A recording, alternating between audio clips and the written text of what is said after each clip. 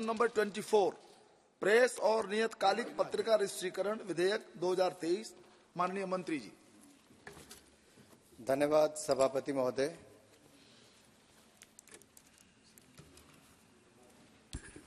आदरणीय प्रधानमंत्री नरेंद्र मोदी जी के नेतृत्व में पिछले 10 वर्षों में पुराने संसद भवन हो या नया संसद भवन, इनमें गुलामी की मानसिकता से बाहर निकलकर नए भारत के लिए नए कानून बनाने का जो शानदार काम हुआ है, सबसे पहले तो मैं प्रधानमंत्री मोदी जी को उसके लिए धन्यवाद देना चाहता हूं और आभार प्रकट करना चाहता हूं सभी माननीय सांसदों का।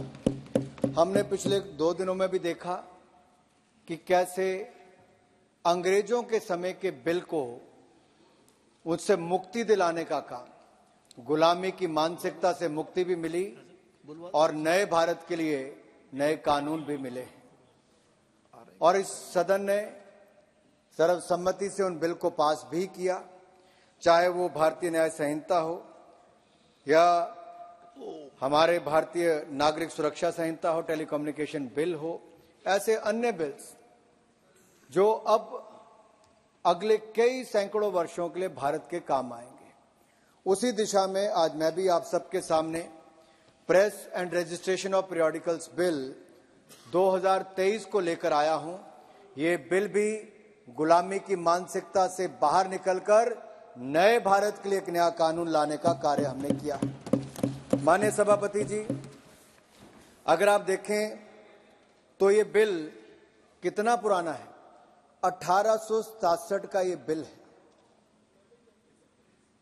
और उस समय 1867 में भारत गुलाम था और अंग्रेजों की मानसिकता थी कि प्रेस को भी कहीं ना कहीं अपने हाथ में रखें, यहां तक कि उनके लिए रजिस्ट्रेशन करना भी अपने आप में एक बहुत बड़ी चुनौती थी। प्रिंटिंग प्रेस लगानी, पब्लिशर बनना, ये अपने आप में एक बहुत बड़ी बात थी। डिस्ट्रिक्ट मैजिस्ट्रेट का एक बहुत बड़ा रोल होता था और ये एक बड़ा कॉम्प्लेक्स ये पूरा एक सिस्टम था। ये 8 चरण में इसको किया जाता था।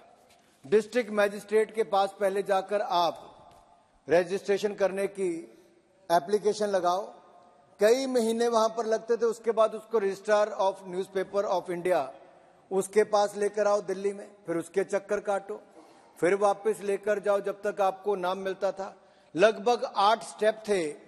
आज मुझे सदन में कहते हुए प्रसन्नता है, अब 2-3 साल नहीं लगेंगे, केवल 2 महीने के समय के अंदर आपको अपना समाचार पत्र हो, पत्रिका हो, उसकी अनुमति मिलेगी। ये सिंपल भी है, स्मार्ट भी है और साइमल्टेनियस भी है। इसको विस्तार में मैं बताऊंगा बाद में। और मैं इसलिए अध्यक्ष जी कहना चाहता हूं कि पहले अगर डीएम के पास पहले करना पड़ता, रजिस्ट्रार ऑफ न्यूज़पेपर के पास बाद में करना पड़ता था, अब वो नहीं है। अब डीएम के पास भी और आरएनआई के पास भी एक ही समय पर आप रजिस्ट्रेशन कर सकते हैं, आप एप्लीकेशन लगा सकते हैं और अगर डीएम 60 दिन में जवाब नहीं भी देता तो हम उसका इंतजार नहीं करेंगे। 60 दिन के बाद आरएनआई ही आपको आपका अनुमति दे देगी। ये बहुत बड़ी सुविधा मिलने वाली है और मैं इसके लिए शुरू में ज्यादा नहीं बोलना चाहता, लेकिन मैं एक बात जरूर कहूंगा। हमने राज्यों से भी कंसल्ट किया, अलग अलग संस्थाओं से भी कंसल्ट किया और उसके बाद हम आपके बीच में लेकर आए हैं। मैं इसमें 1-2 बातें जरूर जिसमें प्रकाश डालना चाहता हूं। ईज ऑफ डूइंग बिजनेस, इसको बल नरेंद्र मोदी जी की सरकार ने हर क्षेत्र में दिया है। हजारों पुराने कानूनों को या ऐसे कानून जिसकी आवश्यकता नहीं थी, उससे भी मुक्ति दिलाने का काम हमने किया है। मैं एक निवेदन सभापति जी आपका ध्यान आकर्षित करना चाहूंगा इसके लिए। अर्जुन मेघवाल जी, क्योंकि आप लॉ मिनिस्टर हैं और क्रिमिनलिटी इसमें खत्म हो अधिकतर कानूनों में और ईज ऑफ डूइंग बिजनेस और ईज ऑफ लिविंग मिले, ये हमारी सरकार की बहुत बड़ी प्राथमिकता रही।